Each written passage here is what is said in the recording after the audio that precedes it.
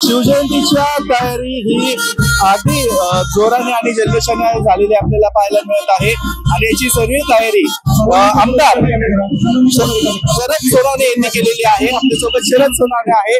कशा प्रकारची ही तयारी केली गेलेली आहे, काय काय नियोजन असणार आहे, कसले कसले कार्यक्रम? शिवजयंतीचा आपण 16 वर्षापासून साजरा करतोय आणि आजही या ठिकाणी छत्रपती शिवाजी जन्म झाल्यानंतर पाळण्याचा कार्यक्रम होईल। त्यानंतर शासकीय मानवंदना होईल। या ठिकाणी मतदान खेळ होतील।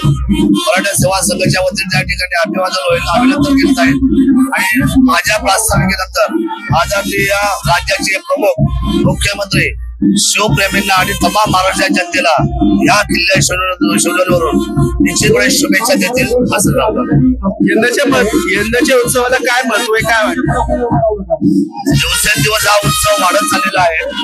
त्यामुळे यंदाचा जो आपल्याला जो उत्सव दिसतोय तो दिवसेंदिवस अतिशय जोशपूर्ण वाटतोय, उत्साहाचा वाटतोय आणि त्यामुळे अतिशय चांगलं वातावरण आहे, आनंदाचं वातावरण आहे असं मला सांगायचं वाटतं। पण एकूण आपण जर पाहायला गेलं तर या तिन्ही सरकार म्हणजे 3 पक्षांच्या सरकारमध्ये नाराजी असल्याचं पाहायला मिळत आहे।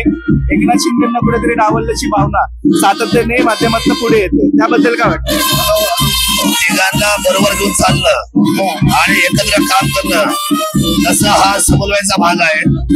एखाद्या कार्यक्रमाला पुढे नसतं म्हणजे त्याचा गैरअर्थ काढला जातोय, पण मला असं वाटतं की हे तिन्ही मंडळी अतिशय हुशार आहेत आणि चांगल्या पद्धतीने हा राज्यकारभार करतील आणि महाराष्ट्राची प्रगती करतील असा माझा ठाम विश्वास आहे।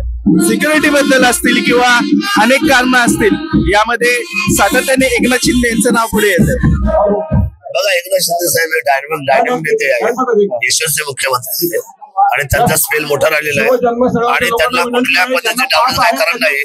कारण या महाराष्ट्राच्या हृदयावर राज्य करणारे मुख्यमंत्री ठरलेले आहेत, त्यामुळे त्यांचा सन्मान हा सातत्याने आहे, होता आणि तो राहील। फूट पडते असं वाटत नाही मला, असं काय वाटत।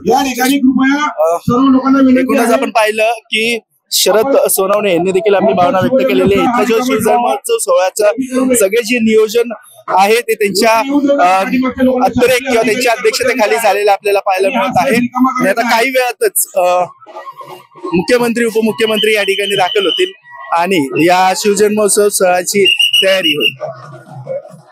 मी आदित्य पवार, शिवनेरी।